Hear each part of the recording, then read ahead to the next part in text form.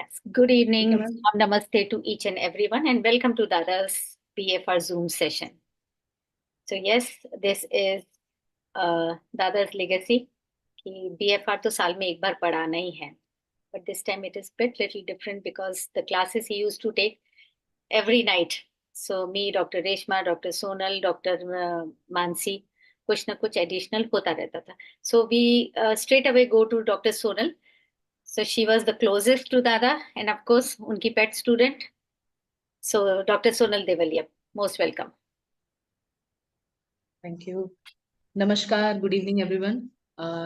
मैं आप सभी का स्वागत करती हूँ हमारे दादा डॉक्टर विपिन कक्कड़, जिन्होंने बैक फ्लावर की एक लाइव जूम वेबिनार सीरीज शुरू की थी। और आज उनको याद करके और उनके साथ जो हमारे साथ नहीं है, ऑलमोस्ट एक साल हो जाएगा हमारे दादा डॉक्टर विपिन कक्कड़ पर। जैसा लगता है कि कल ही की बात है, जो हमें वो डांटा करते थे और बोलते थे कि भाई केसेस ये रेमेडी अच्छे से नहीं किए तो तुम ये करो वो करो। बहुत सारे जूनियर डॉक्टर्स को अपने साथ केस में बिठा के सिखाते थे। हम सबको अलग अलग सिटीज से डॉक्टर्स को बुला के बढ़िया सी दावत दे के फिर लोगों के लिए जैसे मेडिकल हेल्थ चेकअप कैंप कराते थे। तो ऐसा ऐसा लगता ही नहीं है कि वो नहीं है, पर ऑलमोस्ट अभी एक दो दिन में एक साल होने को आ जाएगा हमारे डॉक्टर विपिन कक्कड़ को। और मैं दादा के साथ 12 साल से हूँ, ऐसा कह सकते हैं। तो दादा जो है बेसिकली राजकोट में प्रैक्टिस कर से काफी 25-30 सालों की उनकी प्रैक्टिस रही है। पर जहां तक मैं उनसे जुड़ी हूँ तो आखिरी 10 सालों में दादा का जो बैक फ्लावर के लिए जो पैशन मैंने देखा है, इट्स लाइक कि उसको कोई मैच ही नहीं कर सकता। दादा के पास ऑलरेडी बहुत, क्योंकि बैक फ्लावर तो ऑलमोस्ट अभी 90 साल से है हमारे साथ, लेकिन आई थिंक दादा ने 40 ईयर से वो कर हाँ, रहे थे बैकलर का, बट ये पिछले 10 साल में ही उनका एक्सट्रीम हो गया था. सेम इसलिए कि जैसे जैसे उनकी प्रैक्टिस बढ़ती गई ना, तो उन्होंने इतना ज्यादा बैक फ्लावर यूज करना शुरू कर दिया कि कॉमनली बहुत सारे पेशेंट में उनको ये सारी चीजें कॉमनली देखने को मिली। और उन्होंने, हमारे दादा ने हमको, जैसे F1 है, J3 है, ऐसे बहुत सारे कॉम्बिनेशन है जो हमें एज ए गिफ्ट में दिए हैं। तो और दूसरा कि हमारे साथ जो डॉक्टर रितु है वो बहुत साल से उनके साथ है, प्लस दादा के केसेस में भी उनके साथ रहे हैं। एंड एट द एंड जब दादा का आखिरी टाइम था, तब डॉक्टर रितु थे, तब दादा बोलते थे कि भले मैं ना रहूं, पर मैं जो सिखा रहा हूँ लोगों को, क्योंकि दादा का सिर्फ एक ही मकसद था कि जो बैक फ्लावर है ना वो घर घर तक पहुंचाए। जिन लोगों को मेडिसिन का नॉलेज नहीं है वो लोग भी अच्छे से बैक फ्लावर को सीख पाए। इसीलिए उन्होंने फ्री जूम वेबिनार्स किए, बहुत सारे कॉलेजेस में जाते थे वो लोगों को लेक्चर देने के लिए, स्टूडेंट्स को लेक्चर देने के लिए कि भाई आप बीएफआर अपने प्रैक्टिस में यूज करो, इट्स वेरी यूजफुल। तो दादा ने बोलता था कि भाई मैं रहूं ना रहूं, ये चीज आपको आगे जाके कंटिन्यू करनी है। शो मस्ट गो ऑन हमेशा लिखते थे, हमेशा कहते थे। इसीलिए डॉक्टर रितु ने खास उनकी ये बात रखी और उन्होंने ये इनिशिएटिव लिया कि दादा की ये जो बैक फ्लावर सीरीज है वो शुरू, उनके पास बहुत कम टाइम है मैडम, फिर भी उन्होंने अपने बिजी शेड्यूल में से टाइम निकाल के हमारे लिए ये अरेंज किया है। Madam, thank you so much for this initiative. अगर आप नहीं होते तो ये चीज लंबी लंबी बस खींची जाती कि बैक फ्लावर कब करेंगे कब करेंगे। ये करना तो जरूरी है, अ, बिल्कुल. यस. तो एक छोटी सी, आप सबको पता है कि डॉक्टर एडवर्ड बाग जो थे, जो एक ब्रिटिश फिजिशियन थे, उन्होंने बैकफ्लोर मेडिसिन का इजाद किया था। तो बहुत ज्यादा डिटेल में नहीं जाते हैं, सिर्फ ये एक चीज कि वो एक ब्रिटिश डॉक्टर थे। उनकी एक बहुत अच्छी प्रैक्टिस चल रही थी, लेकिन समहाउ जब उनको स्टमक कैंसर डायग्नोस हुआ, उनको सिर्फ 3 महीने दिए गए। पर उन्होंने सोचा कि भाई मेरे पास 3 महीने हैं, वो he is a nature lover, उनको पेड़ पौधे, ग्रीनरी, एनिमल्स, लोगों की तरफ एम्पथी वो बहुत ज्यादा थी, वो नेचर लवर थे। तो उन्होंने कहा मेरे पास 3 महीने हैं तो क्यों ना मैं लोगों को वो चीज दूं जो, क्योंकि उस टाइम का जो मॉडर्न मेडिसिन था ना, तो इट वाज वो much more painful than this era. तो वो कुछ अलग से ढूंढना चाहते थे ताकि लोगों को इजीली वो इंजेस्ट कर सके। तो फिर धीरे धीरे उन्होंने क्या किया, नोसोड्स निकाले, हमारे जो गट्स में से जो बैक्टीरिया थे उसमें से उन्होंने नोसोड वैक्सीन वो सारी चीजें बनाई। पर फिर क्या था कि बहुत टाइम के बाद लोग मरे हुए बैक्टीरिया और वायरसेस में से बनी हुई चीजें नहीं लेना चाहते थे। तो फिर डॉक्टर ने, एडवर्ड बाक ने ऐसा सोचा कि क्यों ना नेचर में से ही ऐसे मेडिसिन में कुछ ढूंढ लाऊं ताकि लोग उसे आराम से इंजेस्ट कर सकते हैं, वो काफी सिंपल हो जो सब लोग यूज कर सके। तो जब डॉक्टर एडवर्ड बाग को कैंसर डायग्नोस हुआ था तो वो 3 महीने उन्होंने ये सारे रिसर्च में लगा दिए। फिर 3 के 6 महीने 8 महीने 1 साल हो गया, तब उनको रियलाइज हुआ कि उनको जो टाइम लिमिट दिया गया था वो तो कब की चली गई। तो उनको ऐसा लगा कि जो इंसान के अंदर विल पावर है, उनकी मन की जो शक्ति है, वो इंसान को हील करने के लिए बहुत ज्यादा जरूरी है। तो उन्होंने, डॉक्टर ने उनकी सारी अच्छी सी प्रैक्टिस, उनकी रिसर्च, उनके लैब्स, सब कुछ पीछे छोड़ के फिर वो पहाड़ों में चले गए और उन्होंने 36 मेडिसिन ढूंढी, जिससे दादा एक अलग लेवल पे लेके चले गए। और आज हमारे साथ हमारे जो सीनियर डॉक्टर हैं, जो दादू के साथ भी उनके केसेस में प्रैक्टिस करते थे, हमारे डॉक्टर रितु सिंघवी, बहुत से लोग जानते हैं उनको, उनको कोई इंट्रोडक्शन की जरूरत नहीं है, लेकिन फिर भी जो लोग हमारे साथ नए जुड़े हैं, शी इज अ नेचुरोपैथ, वो एक न्यूट्रिशनिस्ट है, वो एक योगा इंस्ट्रक्टर है, और दूसरी कि शी इज एन ऑथर। उन्होंने दादा के साथ मिलके, और उनका 40+ वुमेन जो मेनोपोजल स्टेट में, उसमें जो फीमेल्स को बहुत ज्यादा इश्यूज होते हैं मेंटली फिजिकली, उनमें उनकी काफी एक्सपर्टीज रही है। तो उन्होंने काफी अच्छी बुक लिखी है, back flower in menopausal women. तो दादा के साथ जो रही थी, तो वो खुद भी डॉक्टर एडवर्ड बाग की तरह एक नेचर लवर है। वो बैकफ्लावर को पेट्स में, एनिमल्स में, प्लांट्स में, किड्स में, बच्चों में बहुत ज्यादा उनका एक्सपर्टीज रही है। तो मुझे लगता है कि आगे जाके जो सेशंस रहेंगे, उन्होंने उनमें हमें बहुत ज्यादा वो अच्छी टिप्स देंगे कि भाई बैकफ्लावर को एक अलग तरीके से कैसे यूज किया जाए। So thank you so much doctor madam, doctor Ritu Singhvi madam, over to you. Madam mute है, mute mute. Thank you, Dr. Sonal. Thank you for your kind words. Yes, but that is the fact that रात को हमारे जो sessions होते थे cases के बाद, सो हम लोग चारों जने, मैं, doctor Sonal, doctor Reshma and doctor Mansi, हम डांट ज्यादा खाते थे। But keeping aside, he was always of the thing कि इतना कंफ्यूजन लोगों को होता है बैकफ्लावर के अंदर, they always go by keywords, so let's make it easy for them. So there are some comparison, some similarities जो हम लोग उस वक्त उस पर बहुत ज्यादा वर्क करते थे।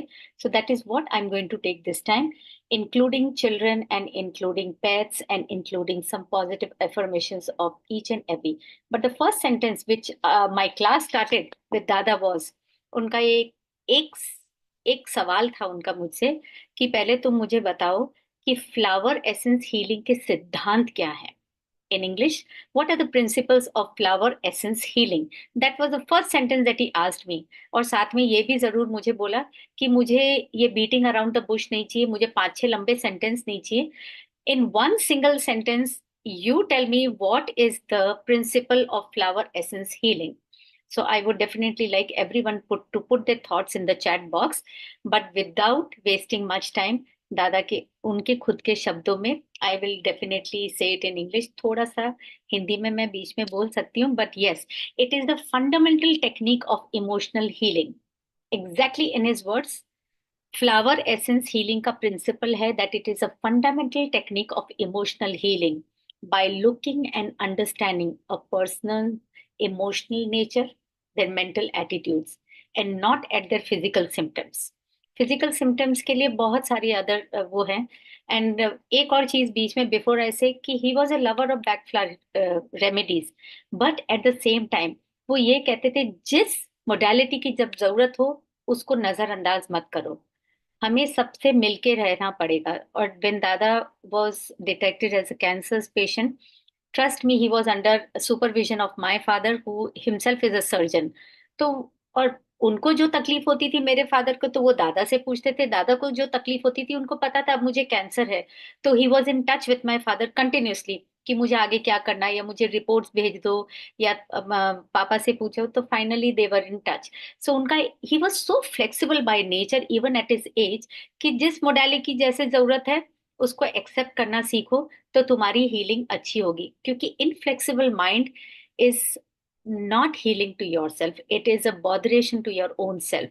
तो उनकी वर्ड्स में एक एग्जाम्पल उन्होंने मुझे इसका दिया था कि जब कॉन्स्टिपेशन होता है, so what is the feeling like, ये क्यों होता है constipation? Constipation can happen because your metabolic rate can be low, और your eating habits are wrong, और your life style is different. बहुत सारी चीजें हो सकती है। बट अगर मेंटल सिम्टम्स देखा जाए तो कॉन्स्टिपेशन के लिए क्या बोला जाएगा? तो कॉन्स्टिपेशन के लिए यही बोला जाएगा, for a person who cannot let go the past, who cannot leave the past. तो वो टेंडेंसी वाले पेशेंट्स को भी कॉन्स्टिपेशन होता है। अब हम उसको कीवर्ड्स में लेना चाहें जो not let go the of the past, तो हम बहुत सारे कीवर्ड्स निकालेंगे। But without wasting time he said कि मैं उसको चेस्टनट बड दूंगा। सो वी वर शॉक्ड कि why chestnut bud? So he said कि chestnut bud is ideal for holding on to the past, for the people who do not let go. तो without going into the keywords are very important to understand, but without going into the keywords and understanding the similarities between and the differences between the two remedies, three remedies, four remedies, you can easily understand कि किस चीज की कहाँ जरूरत है। Physical symptoms हम नहीं देख रहे हैं, हम मेंटल सिम्टम्स की तरफ से उसको नजरिया देख रहे हैं कि इसको फिजिकल ये हुआ है, तो पीछे इसके क्या मेंटल नेचर होगा, उसका क्या मेंटल लेवल होगा, उसके क्या इमोशंस होंगे, उसके क्या फीलिंग्स होंगे। So that, so the basic philosophy behind backflow remedies is that the body cannot be separated from the mind and the feelings and the emotions, right? So you simply cannot, ये सब चीज interconnected है। And we do not find any stigma in healing the sore throat or the cold, या sore back है या wounds है, तो we have no stigma। but जहाँ पे we are embarrassed, we are judgmental, and we are not addressing the issues like hatred, the issues like grief, the issues of broken heart, relationship issues. यहाँ पे हमको थोड़ी दिक्कत होती है। We do not address them, but believe me, they need the treatment। यहाँ पे treatment होगा तो आसान हो जाएगा आगे का ट्रीटमेंट। इसीलिए पहले के लोग नहीं बोलते थे आपका फैमिली फिजिशियन कौन है, right? Why the word family physician? जरूरी नहीं है वो फैमिली फिजिशियन ईएनटी स्पेशलिस्ट भी हो सकता है, वो सर्जन भी हो सकता है। बट फैमिली फिजिशियन मीन्स कि उस डॉक्टर को आपकी फैमिली हिस्ट्री के बारे में पता है, वो अकॉर्डिंगली आपको ट्रीट करेंगे, चाहे वो मॉडर्न मेडिसिन वाले डॉक्टर हो या कोई भी हो। But family physician had its own place, क्योंकि उसको पता है कि ये दादा नाना और ये जो पूरी हिस्ट्री है of the doctor of the patient, वो पूरी हिस्ट्री पेशेंट के बारे में पता होती है डॉक्टर्स को। That's why family doctors are a must. Even in today's era, we need some family doctors. We need family physicians. Furthermore, so the first step he used to say कि emotional healing does not involve repressing। ये जो हम लोग करते हैं ना, उसको दबा के रखते हैं, और pushing your shadows under the carpet. So उसमें क्या होता है, we are not what we are. हमें तो पता है कि अंदर क्या है, so we are not honest to our feelings, we are not honest to our emotions, that's why we are repressing our feelings, that's why we are repressing our emotions, and we are pushing down under the carpet, and that is taking toll over our overall health। तो वो overall health जो हमारी damage हो रही है, तो वो immune system को भी हर्ट करती है। सो आजकल आप बहुत सुनते हैं कि ऑटो इम्यून डिजीजेस बहुत होने लगी हैं। That is because we are repressing our emotions, we are repressing our mental health. So the level of black Bach flower का क्या है, it works on your casual levels of emotions, on your feelings. अब उसको work करने के लिए first step of healing का क्या होता है? First step of healing says that you identify your own emotions, you be honest to your own self. हमको अंदर पता है लेकिन हम उसको छुपाते हैं, या हम उसको नजरअंदाज करते हैं, या हम गुस्सा करते हैं, ये मैं नहीं हूं। But the moment you accept your own emotions, your own feelings, you are honest to your self, you are on the path of healing, you are on continuous path of healing, क्योंकि आपको पता है exactly. ना only question arises how you are going to address it. So addressing and knowing and identifying and accepting, you are on a path of healing. Here comes Dada's favorite quote. The remote control of your mental health is in your hands. So here your healing starts. हाँ, उसको push देने के लिए हमारे पास doctors होते हैं, therapist होते हैं, who are trained in to these things, who have experience. So we are suppose to take help.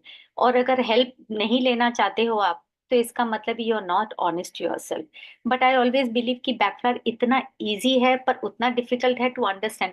But if you understand your self, so you are on a path of healing. तो आपको और ज्यादा लोगों की जरूरत नहीं है. You are your own self in healing process. So that's about it. Now, without wasting much time, we will take the first remedy, agrimony. Alphabetically, we are going to take. But yes, from now onwards, I request each and every one कि we will be sharing this video on YouTube and whatever it is. But please, it will take some time. It is always better you join the ready-made sessions that we are providing so that you can ask questions. And from now onwards you can understand कि आपके अंदर के कौन से emotions ऐसे हैं जो छुपे हुए हैं, उनको आप ऑनेस्टली एड्रेस कीजिएगा. We are always there to help you. Okay fine. So the agrimony, the key words of agrimony we all know. Masked emotions हैं, सप्रेस्ड फीलिंग्स हैं, अनहैप्पीनेस है, वी मेंटली टॉर्चर आवरसेल्व्स. और unhappy होंगे तो anxiety रहेगी, anxiety रहेगी तो हम रात को सो नहीं पाते, स्लीपलेसनेस रहती है. स्लीपलेसनेस रहती है तो हमको उसको स्लीप कवर करने के लिए एडिक्शन हो जाता है, लोगों को एडिक्शन हो जाता है तो हाइडिंग द हैबिट्स हो जाती है. So everything is inter related, looped into each other. So basically एग्रीमनी ये हुआ, right. And we have done this agrimony lot of times, all the remedies. So in short, इसको अंडरस्टैंड कीजिए कि एक के बाद एक के बाद एक के बाद कैसे चीजें लूप में रहती हैं. Now coming to children, agrimony child कैसा होता है? एक सिंपल सी चीज होती है. बच्चा घर आके बोलता है, मैम ने क्लास में ये सवाल किया था, मुझे जवाब आता था, मैंने नहीं दिया. सो एज अ पेरेंट हम क्या चीज करते हैं? अरे तुम्हें आता था तो तुमको देना चाहिए था. आपने बच्चे को वहीं पे ब्लॉक कर दिया, राइट. बच्चा बोले उससे पहले आपने बच्चे को ब्लॉक कर दिया. Our main agenda to let the child open up should be, आपने जवाब नहीं दिया, कोई बात थी इसलिए जवाब नहीं दिया. Now you are letting the child open up. वो बच्चा बोल सकता है कि कॉन्फिडेंस नहीं था मुझे, शायद गलत हो जाता तो instead of saying anything else, गलत हो जाता तो गलत हो जाता तो शायद मैम को अच्छा नहीं लगता, मैम गुस्सा कर जाती. आप बच्चे से बुलवा रहे हो इंस्टेड ऑफ सेइंग योरसेल्फ कि तुम्हें जवाब देना चाहिए था, मैम खुश हो जाती. आप बच्चे को डरा रहे हो इधर, और बच्चे से बुलवाने का तरीका है तो लेट द चाइल्ड स्पीक. तो आपको यहाँ पे ये समझ में आ जाना चाहिए कि बच्चा मैम को नाराज नहीं करना चाह रहा है, राइट. जवाब देगा, उल्टा हो गया, कॉन्फिडेंस नहीं है. जवाब गलत हो गया तो मैम गुस्सा कर सकती है, बच्चे हंस सकते हैं. वो चक्कर से बच्चे ने नहीं बोला. तो फियर के साथ साथ यहाँ पे कुछ और भी चीज है. लैक ऑफ कॉन्फिडेंस, अगर आपको लगेगा ये लार्ज भी हो सकता है तो no, it cannot be large over year. और होगा तो remind me later why I am saying कि large and agrimony never go together. they are a very dangerous combination in some or the other way. But here, so बच्चे को क्या लगता है, let me just pretend that everything is right, and maybe everything is right. And if I keep on smiling, बच्चा सोचता है if I keep on smiling I'm not going to hurt myself. यहाँ से negative agreement चालू होता, I'm not going to hurt myself. Affirmations you are giving of dishonesty. बच्चा is not honest to themselves, right. और ये बड़े होके भी ऐसा ही होता है. वो ये सोचता है अपने भुलावे में कि जो चल रहा है अच्छा है, और मैं मुस्कुराता रहूंगा तो सब ठीक है, I will not hurt my self. No, the kid is still hurting inside. So that is you are not honest to your self. एक बच्चों को अक्सर एक और चीज होती है कि they are confused in sharing the stuff. So वो है ना, फिजिटी होते हैं, क्योंकि कॉन्फिडेंस नहीं होता है कि मैं ये शेयर करूंगा तो सही है गलत है, बच्चे दूसरे बच्चे हंसेंगे मुझ पे. तो एग्रीमनी एसेंस देने से क्या होता है कि कामनेस और कंफर्ट आता है, but at the same time that confusion, the loop of confusion that is going on inside the child is relaxed. The kid is relaxed. And when the kid is relaxed, when the mind is calm, when the mind is calm and comforting, तो वो जवाब अपने आप decision making आने लगता है, अपने आप उसको सही जवाब आने लगते हैं. That is how you deal with the kids, rather than अपने एक्सपीरियंस से उनको बताना नहीं तुमको ये करना चाहिए था, तुमको ये करना चाहिए था. वो वे डिफरेंट है. वो हमारा एक्सपीरियंस है कि क्या करना चाहिए क्या नहीं करना चाहिए. Let them handle their own self. You just need a little bit giving them a guidance. तो करके सवाल करो, उनसे पूछो तो क्या हो गया अगर ऐसा नहीं होता. तो मन से तो निकलेगा ना कि क्या हो सकता है अंदर, कि किस वजह से जवाब नहीं दिया बच्चों ने. So that is one way of dealing with your kids.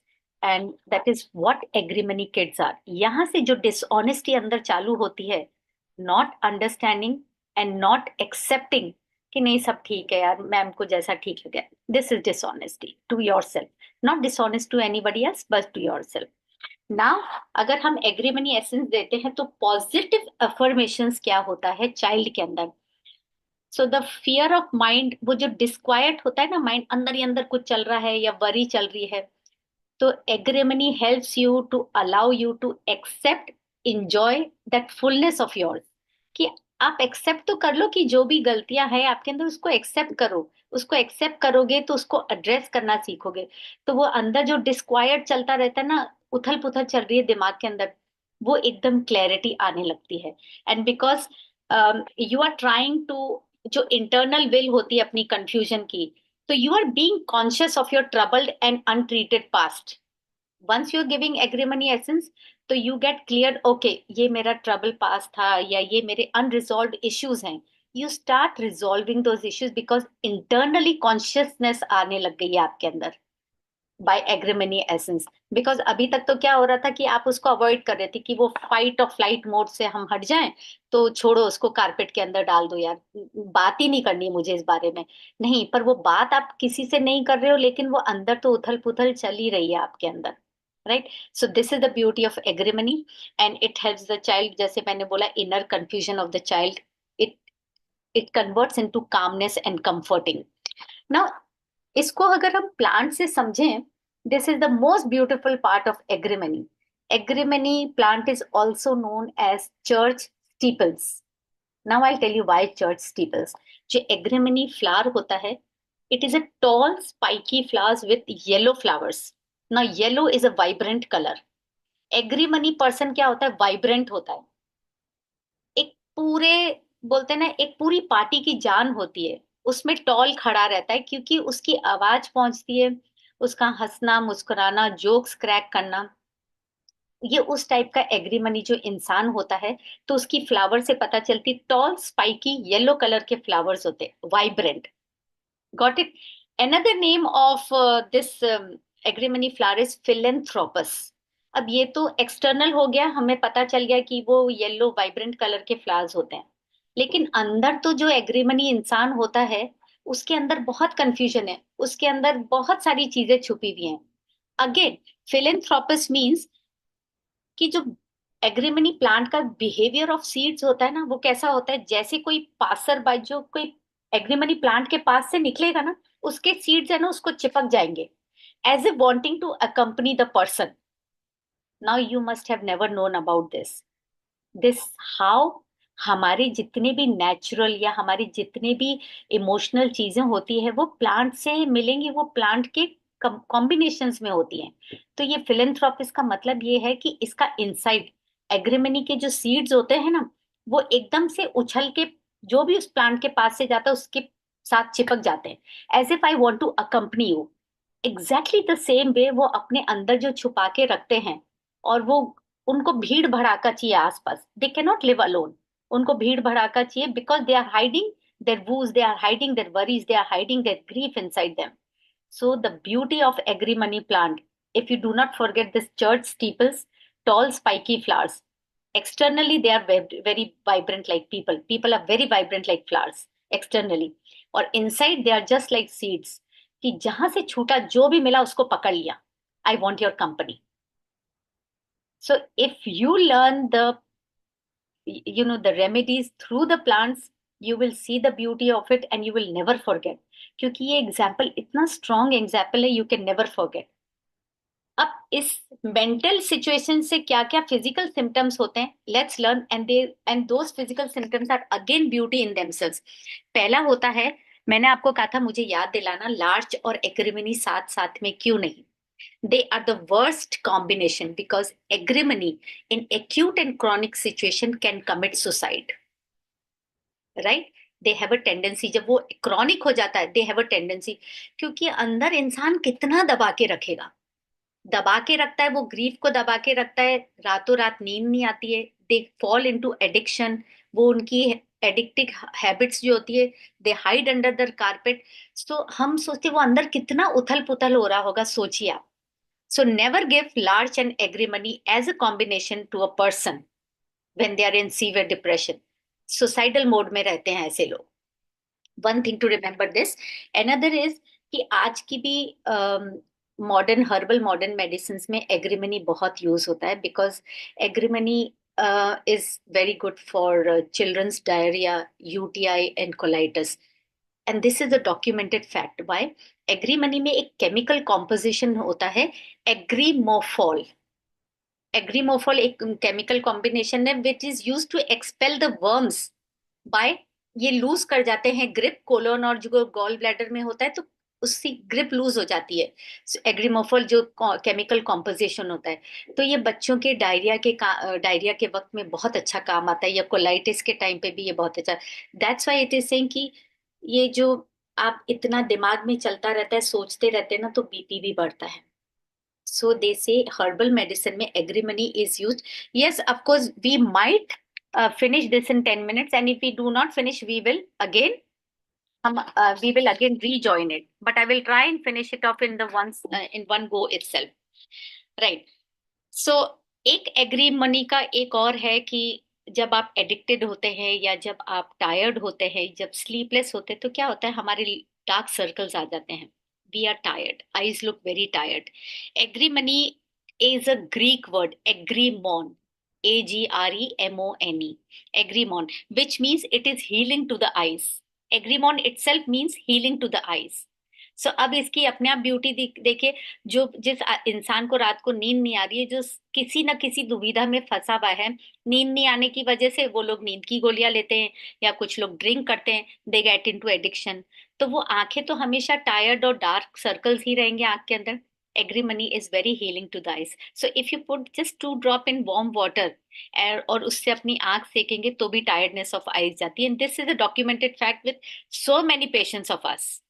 Cream के अंदर भी आप एग्रीमनी डाल सकते हैं, 2 बूंद डाल सकते हैं.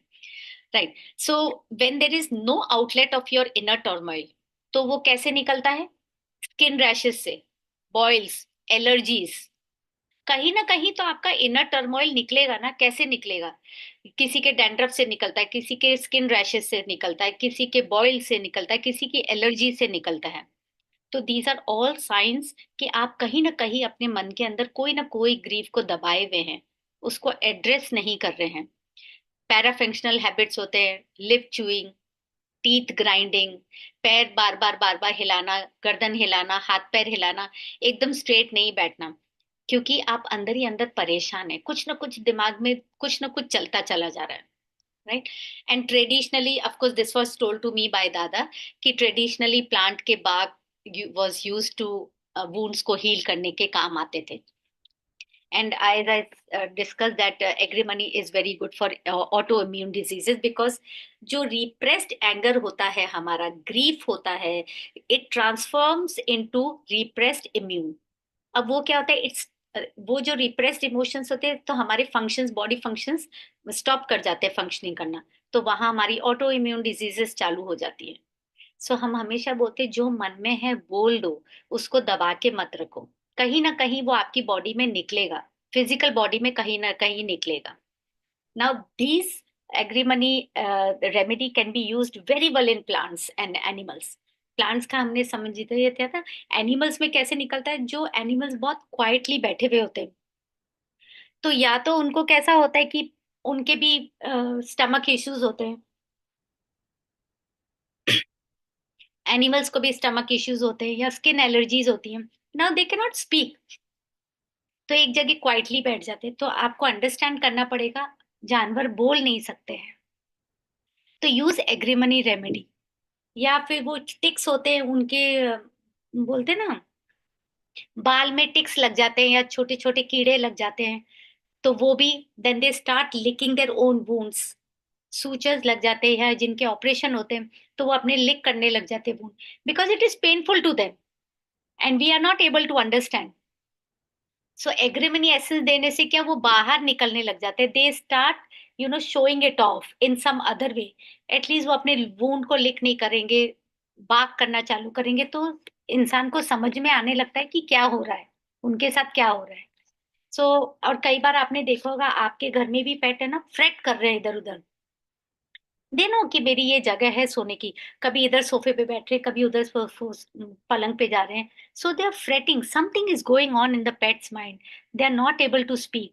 Give agrimony, so they will get calm. Agrimony के साथ और भी बहुत सारी चीजें दे सकते हैं accordingly, whatever you are thinking कि क्या हो रहा है, उनके टिक्स हैं या उनका ऑपरेशन हुआ है, सूचर्स हैं, they are licking their wounds, they have stomach issues, they have colitis. तो all these issues can be dealt with agrimony. Now, the last portion comes, which is the most important, the similarities and the hairline differences. We will be studying between Agrimony centauri, Agrimony serrato, Agrimony cherry plum, Agrimony mumulus, and Agrimony saw. In short, मैं आपको सब कुछ फटाफट बता देती हूँ. Nothing much. I can share it on the group also later on. But just in words, Agrimony और Centauri का एक similarity बताइए. One single similarity, they tend to give to others. Right, दोनों है. एग्रीमनी भी यही करता है, they tend to give to others, centaury भी करता है. पर एक हेयरलाइन डिफरेंस कैसा है कि जब अगर पेशेंट हमको कुछ ऐसा बोल रहा है, तो हम कैसे समझेंगे कि ये सेंटोरी पेशेंट है या ये एग्रीमनी पेशेंट है. सो एग्रीमनी में क्या होता है, they like to act differently, they give in to the situation. क्योंकि एक तो they are dishonest to themselves, they will never accept कि ये प्रॉब्लम है, and they by choice they want to avoid fight. Right. और centaury क्या होता है, they give in to the situation without realizing, because this is their habit. No नहीं बोलना is their habit, this is their natural habit. तो वो नो तो बोल ही नहीं सकते हैं. And they of course they will turn down the help, दोनों they will turn down the help blankly. Agrimony क्या होता है, हेल्प लेना ही नहीं चाहता, इसीलिए तो वो डिसऑनेस्ट है, वो सिर्फ अपना ऊपर ऊपर का दिखाता है. So the similarity is that they they tend to give to others. Now second comes cerato में है, फॉलो, वी नो सेरेटो में क्या होता है, फॉलो स्टैब्लिश रूल्स, और they will do what is in at that time. तो agrimony का again it is the same way, that they want to avoid their feelings, showing off their feelings, या बोलते हैं ना कि मुझे फाइट में नहीं पड़ना है, तो they will not show of the feelings. Cerato कैसा होता है, they need assurance, they need assurance for the decision making. उन्हें ये नहीं समझ में आता है कि मेरे आइडियाज, मेरे ओपिनियंस ये सही है या गलत है. They need that kind of an assurance. There is a mild difference again. Now comes agrimony and cherry plum. Neither want to talk about their feelings. यहाँ पे शो नहीं आएगा, यहाँ पे प्रिसाइजली वर्ड आएगा, टॉक अबाउट देयर फीलिंग्स. दोनों बात नहीं करना चाहते. एग्रीमनी हमें पता है, they want to avoid the fight in the flight situation, so they do not want to talk about it. और चेरी प्लम में क्या होता है, they are afraid of showing their own feelings. उनको लगता है कहीं मैं बर्स्ट ओपन नहीं हो जाऊं. Right. That's one reason that physical body is blocked. आप नोट करेंगे एकदम कड़क, एकदम शरीर कड़क वाला होता है उनका. So that is one reason they don't want to talk, because उनको ये मन में पूरी फीलिंग होती है कि मैं बर्स्ट आउट हो जाऊंगा. That is again a hairline difference. Next come agrimony and heather. They both talk excessively. We know agrimony again dishonest to themself, सब कुछ छुपाने के लिए बड़ बड़, एकदम पार्टी की जान. Heather, they will keep on talking excessively about themselves. Again there is a hairline difference, but they would want to gain attention, but at the same time they do not like to take help. Both are similar, just hairline difference. They talk excessively about themselves, and they just generally talk. Agrimony. Next comes agrimony and mimulus. They are both shy and hesitant. एग्रीमनी हमको पता है, again fight situation को हटाने के लिए, so they are shy of like this. और mimulus के साथ क्या है, they are very naturally sensitive and cautious. तो जो भी एक्ट करेंगे बहुत सोच समझ के करेंगे. So this kind of shyness is there in them, कि वो बहुत सोच समझ के कोई भी काम करेंगे, बिकॉज अंदर ही अंदर एक फियर, एक कॉशियसनेस है उनके अंदर. Right. And last is एग्रीमनी and sob, the most beautiful part of the story. हमने वो कहा था कि टॉक था चेरी प्लम के साथ, सॉब के साथ है they do not show their feelings at all.